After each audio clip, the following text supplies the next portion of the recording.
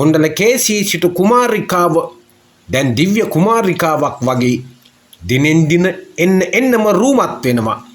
රජගහනුවර කුමාරවරුන් මේ රූමත් කුණ්ඩල කේසී කුමරිය තමන්ගේ කරගන්න හීන දකිනම දවසක් මෙන්න මෙහෙම සිදුවීමක් වෙනවා.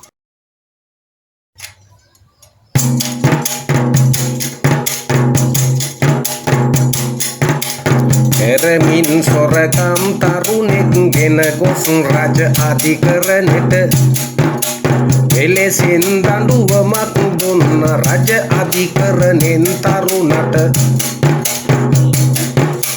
වදමල් මාලා පලඳා තරුණයාගේ කෙළමත්තේ වද දීමෙන් තරුණයාව සෝනට ගෙන යා යුත්තේ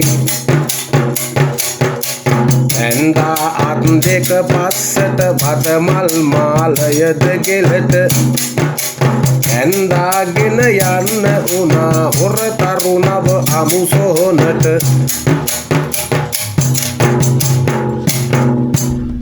කුමරියනි ආහාර සූදානම්. මම මෙතනට රැගෙන එන්නද? මට බඩගිනි නෑ සාමා. ඒ පෙරසද්දේ කුමක්ද සාමා?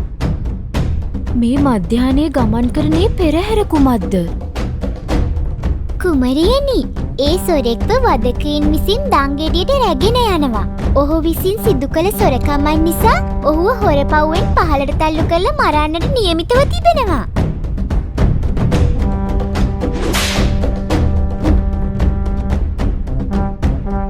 අහෝ අර කසකරුවන් ඔහුට පහර දෙනවා. අනේ ඔහු කෙතරම් අහිංසකද? ඔහුට කෙතරම් වේදනාවක් දැනෙනවා ඇතිද? ඔහු සොරෙක් කුමරියනි. ඔහුට ඔය දඬුවම ලැබී තිබෙන්නේ ඔහුගේ සොරකම නිසායි.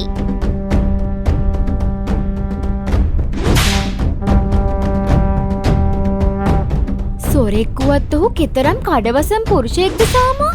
බලන්න ඔහුගේ දේහධාරී සිරුර, තේජවන්ත ගමන. ඔහු තරම් කඩවසම් අයෙක් මම මීට පෙර නම් දැක නැහැ. රාජකුමාරයෙක් වගේ වුණත් මොකටද කුමරියනි? ඔහු දරුණු සොරෙක්. ඉතින් ඔහුට හොරෙක් වෙන්න හේතු තියෙන්නේ නැති සාමා? අනේ මන් දන්නේ කුමරිය උමතුවෙන් දොඩවනවද කියා. ඔව් ඇත්තටම ඔහු දැකීමෙන් මා උමතු වූවා බඳුයි. ඉක්මනින් දෙමාපියන් මෙහි කැඳවන්න සාමා. මට ඔවුන්ට මේ ගැන පවසන්න ඕනේ. කුමරියනි තවත් මොනවද උතන බලාගෙන ඉන්නේ? ඉක්මන් කරන්න සාමා. හොඳමයි කුමරියනි.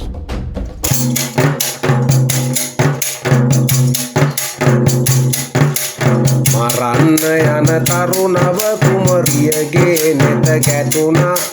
හිතන්න විය ඔහු පිළිබඳ ආදර හැඟුමක් දැනුණා. මරන්නගෙන යන තරුණව මරණින් මුදවා ගන්නෙමි. සරණ වෙලා ඔහු සමගින් සතුටින් ජීවත් වෙන්නෙමි.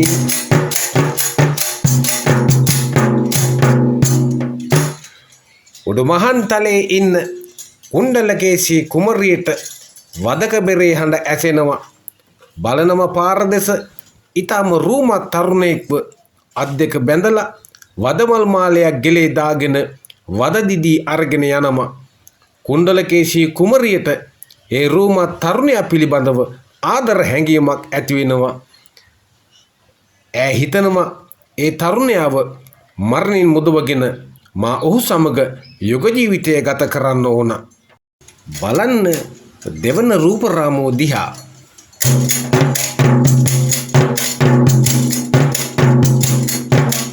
හොර තරුණට හිත බැඳිලා කුණ්ඩල කේසී කුමරිය පෙරමින් කඳු ලැලි දැසින් සිටු පියාට කියන්න විය.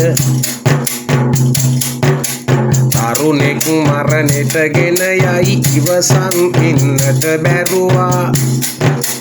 මරණින් මුදවා දෙනු මැන ඔහුයි මගේ සහකරුවා.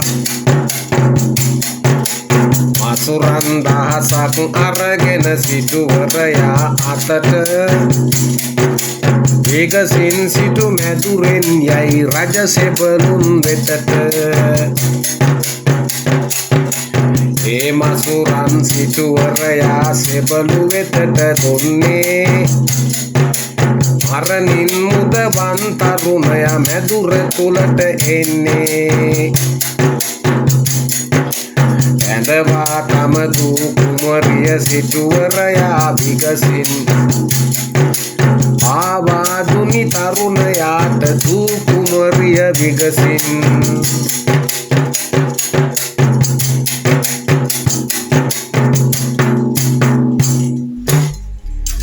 දියණියනි ඔබ මේ උමතුවෙන්ද කුමක්ද මේ දොඩවන්නේ?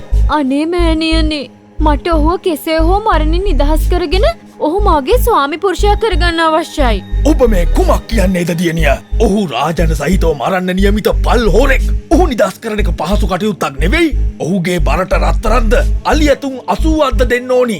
ඒක තමයි රාජ නියෝගය. නැහැ. නිදහස් කරන්න පුළුවන් වුණත් අපි මොකටද එසේ කරන්නේ? දියණිය ඔබ නම් මේ කතා කරන්නේ උමතුවෙන්මයි. මේ වගේ පල් හොරෙක් සැමියා කරගන්න ඔබට තියෙන උවමනාව කුමක්ද? බැහැ මට ඔහුව ඕනමයි.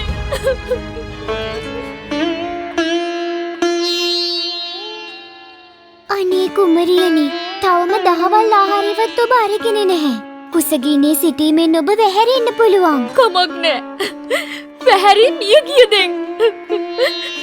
බලන්න තුන්වන රූපරාමෝ දිහා තම දූ කුමාරිකාවගේ අදහස ඉටු කරන්නට සිටු පියතුමා මසුරන් දහසක් රාජසෙබළු අතේ තබා මරන්න ගෙන ගිය තරුණයාව මරණින් මුදවාගෙන සිටු මාලිගාවට ගෙනවිත් සිටු කුමාරිකාවට සරණ පාවා දෙනවා.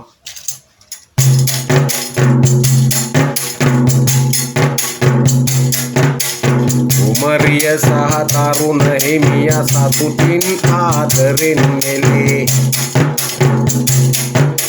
මෙම දෙදෙනා කල් ගෙවන්නේ මැදුරේ උඩු මහන්තලේ මරණින් මිදිලා සැප සම්පත් විඳින්න පින තිබුණා සරණට සිටු කුමාරියා මේ හොර තරුණට ලැබුණා සැප සම්පත් තිබුණට සිටු මැදුරේ විඳගෙන ඉන්නට හොරකම් ගැන මතක් වෙලා සිතනවා මැදුරෙන් යන්නට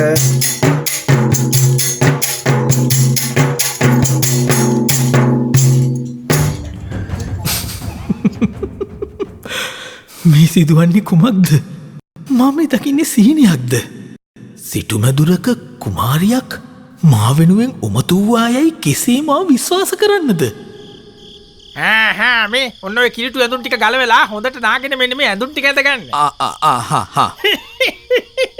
අපේ සිටු කුමාරි තමුන්ව හොර දෙටුවෙක් විදියට දැකලා ඔය තරම් උමතු වූවා නම් මේ ආභරණ සමග ඇඳුම් ඇඳ සිටිනවා දුටුවහොත් කුමක් වෙයිද? මොනවා වුණත් තමුන් පුදුම වාසනාවන්තයි. හොනෙට්ට ගිය කලබලපංකෝ ඒයි තොපි මට විහිළු කරනවද? අමතක කරන්න එපා මම දැන් මේ සිටු මැදුරේ බෑන බව. මේ සමා වෙන්න කුමරුනි. මේ අපි ස්නානය සඳහා යමු දෙහෙනම්.